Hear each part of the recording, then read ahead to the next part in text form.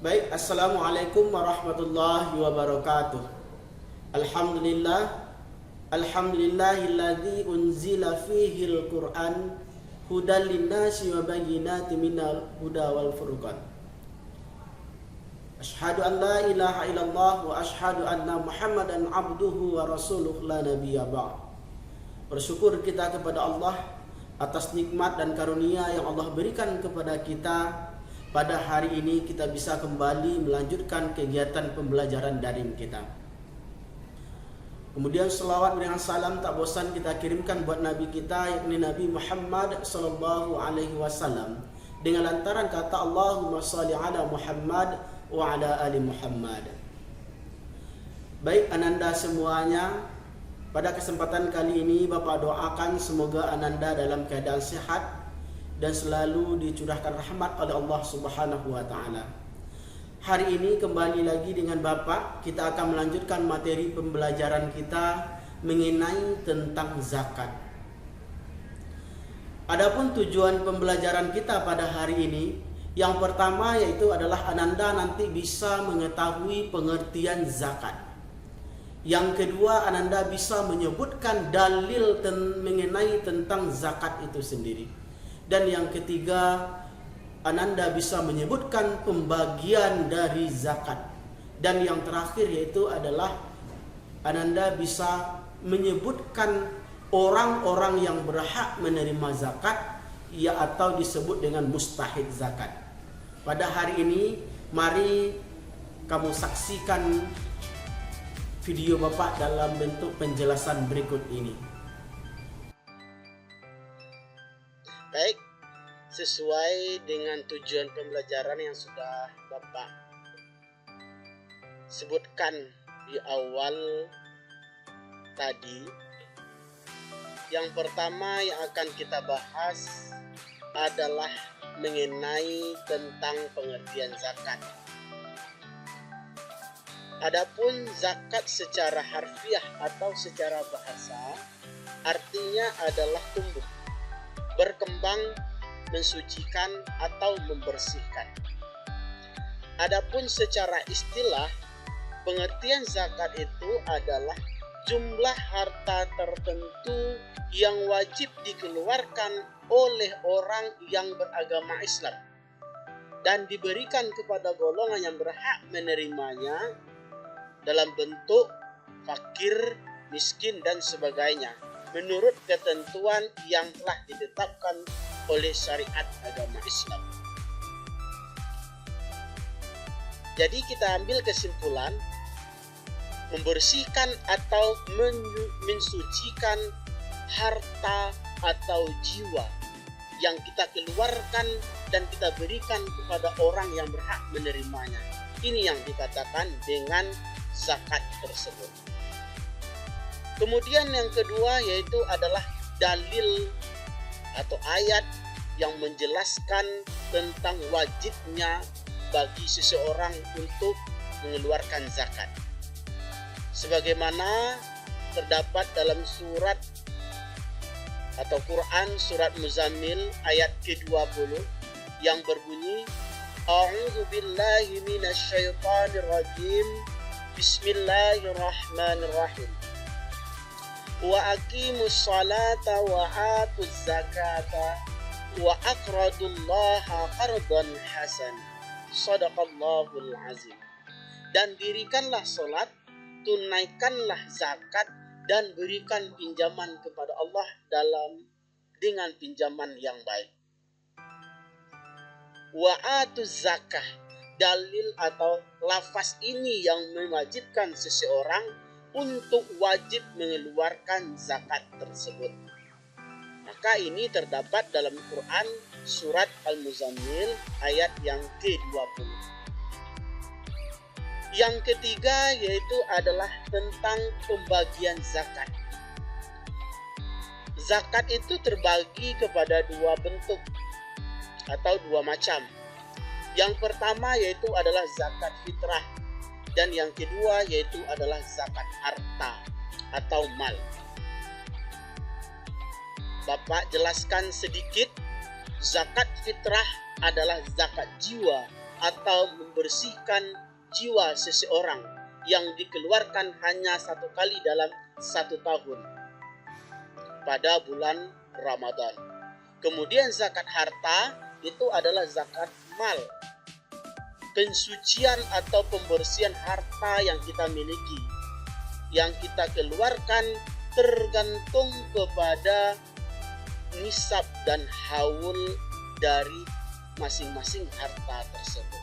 Nanti 2 hal ini akan kita jelaskan pada pertemuan berikutnya. Kemudian yang keempat yaitu adalah mustahik zakat. Mustahik zakat ini artinya adalah orang yang berhak menerima zakat. Karena zakat ini tidak hanya dikeluarkan dan diberikan kepada sembarang orang saja, tetapi ditentukan dalam syariat agama Islam orang yang berhak menerima zakat tersebut. Sebagaimana dijelaskan dalam surah At-Taubah ayat ke-60. Bismillahirrahmanirrahim. Innamas shadaqatu lil fuqara'i wal masakin wal 'amilin 'alaiha wal mu'allafatu qulubuhum wa fir riqabi wal gharimin wa fi sabilillahi wa ibnis sabil faridatan minallahi wallahi alimun hakim. Sesungguhnya zakat itu hanyalah untuk orang-orang fakir, orang miskin, pengurus-pengurus zakat, para mu'allaf yang dibujuk hatinya untuk mendekatkan atau untuk memerdekakan atau budak, orang yang berhutang untuk jalan Allah, dan untuk mereka yang sedang dalam perjalanan, sebagaimana suatu ketetapan yang diwajibkan Allah, dan Allah Maha mengetahui lagi bijaksana. Maha benar Allah dengan segala firman-Nya. Quran surah At-Taubah ayat ke-60. Maka dapat kita ambil rincian orang-orang yang berhak menerima zakat itu. Yang pertama yaitu adalah orangnya fakir. Fakir, kemudian yang kedua orang miskin, kemudian yang ketiga amil, dan yang keempat yaitu adalah mu'allaf.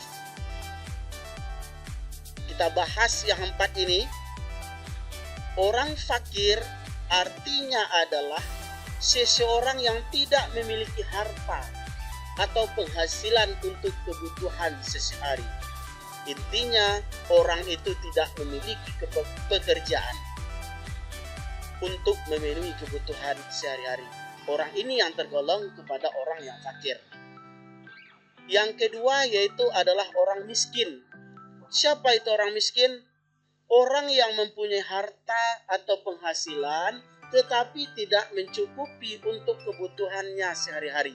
Dia bekerja, dia mempunyai penghasilan, tetapi pekerjaan dari hasil yang dia dapatkan tersebut tidak memenuhi kebutuhannya sehari-hari.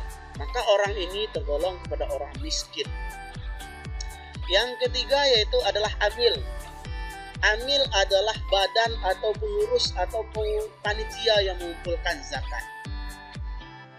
Kita kumpulkan zakat itu pada satu tempat, ada pengurus, ada panitianya, maka orang yang mengurus zakat itu berhak menerima zakat karena dia tergolong kepada amil zakat. Yang keempat yaitu adalah mu'allaf. Mu'allaf yaitu adalah orang yang baru masuk Islam. Orang yang baru masuk Islam, agar dia istiqomah dengan niat dan hatinya untuk masuk Islam, maka diberilah dia zakat. Berhak dia menerima zakat agar hatinya tetap istiqomah dalam Islam. Yang kelima yaitu adalah riqab, dan yang keenam yaitu adalah gharim, dan yang ketujuh itu adalah fi sabilillah, dan yang kedelapan adalah ibnus sabil. Riqab artinya adalah seorang budak yang baru dibebaskan dengan tebusan. seorang hamba cahaya yang sudah dibebaskan oleh seseorang, maka orang ini berhak menerima zakat. Maka disebut dengan riqab namanya. Gharim. Gharim yaitu adalah orang yang berhutang, yang tidak mampu membayarnya. Bukan orang yang berhutang mobil, hutang untuk membeli rumah, tetapi adalah memang orang ini dalam keadaan kesulitan dalam sehari-harinya, maka dia berhutang untuk memenuhi kebutuhannya, maka dia tidak sanggup membayarnya, maka ini disebut atau tergolong kepada gharim, maka dia berhak untuk menerima zakat tersebut. Dan yang ketujuh yaitu adalah fisabilillah, orang yang berjuang untuk kepentingan agama Islam, memperjuangkan ajaran agama Islam, jihad di jalan Allah. Dan kemudian yaitu adalah yang terakhir, ibnu sabil, orang yang dalam perjalanan yang kehabisan bekal. Seseorang yang dalam rangka menuntut ilmu pengetahuan, maka keluar dari tempat tinggalnya, kemudian dalam perjalanan menuntut ilmu pengetahuan, maka dia kehabisan bekal. Maka orang seperti ini boleh atau berhak untuk menerima zakat tersebut. Maka mustahik zakat itu disebut juga dengan asnaf 8 orang-orang yang berhak menerima zakat. Baik, itulah penjelasan materi kita pada hari ini. Mudah-mudahan apa yang sudah Bapak jelaskan, Ananda bisa mengamalkan dalam kehidupan sehari-hari, kemudian dapat menambah ilmu pengetahuannya dan bisa kita aplikasikan bagaimana melaksanakan kegiatan ibadah zakat ini dalam kehidupan kita sehari-hari dan meningkatkan kedermawanan kita kepada sesama orang yang membutuhkan, karena kita sudah mengetahui makna dari zakat itu sendiri. Mudah-mudahan bermanfaat bagi kamu semuanya. Bapak akhiri, wabillahi taufiq hidayah. Assalamualaikum warahmatullahi wabarakatuh.